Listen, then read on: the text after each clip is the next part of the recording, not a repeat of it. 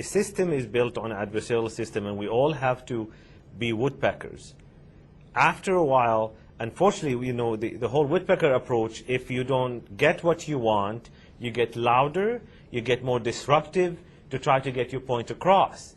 So it's really we're a victim of the process we have actually set out for ourselves. If we are more flexible and we can actually move between these different, you know, behavior patterns and these birds as we talk about them, then we don't have to get stuck with one approach. I mean, because we're stuck with this aggressive, you know, woodpecker approach.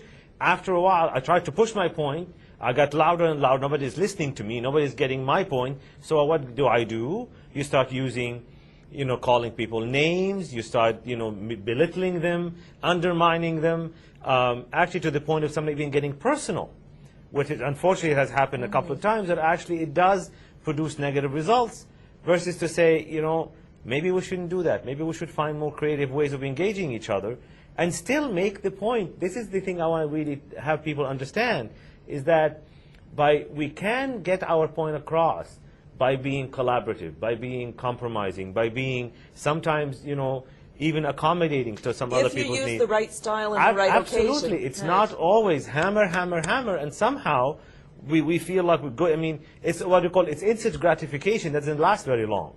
You know, you feel like you asserted your point, but after that, then what?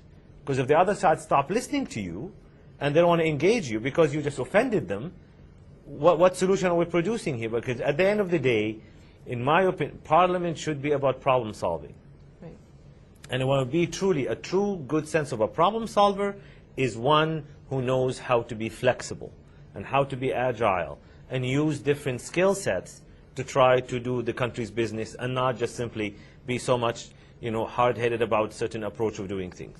Yeah. Woodpeckers are often perceived by others sometimes to argue just for the sake of arguing. You know, it's like they enjoy the sound of their own voice, and the result for people on the other side of the conflict, or for the public watching that, the opinion that they have of woodpeckers is what? Is by and large is being unreasonable, not really knowing. They haven't studied their issue deep enough. They're only projecting a certain kind of image when really behind it they realize the reason they're posturing, the reason they're saying this is because they really don't understand the issues. Right. Because anybody who would understand the issues will be more reasoned right. in their argument and not defensive. But if you use the woodpecker style judiciously, absolutely, in certain situations, what do you look like? You look like a very principled person that's fighting for things that are really important to you. The key is judiciously. And that, I think, what's missing in this equation is that, yes, once in a while to use it that way, it's very, very appropriate. But if that's constantly used, and sometimes what tends to happen on the other side, if you're always hammering on the other side, guess what the other side responds? It's an ostrich. Yeah. You know, backs off, deny it, says, no, it's not true, it doesn't happen. And you hammer on the other side because they know you're attacking them. What do they tend to do? Is say, no, it's not true, or deflect it. Yeah, and then you're right back to what you were saying before. We're not solving any of the problems that's what's supposed to be happening there. Exactly. Yeah, it's going to be an interesting time with a minority government, and is there going to be an election or isn't there?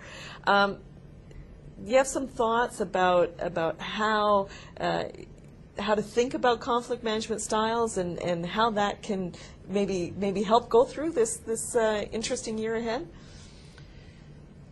I think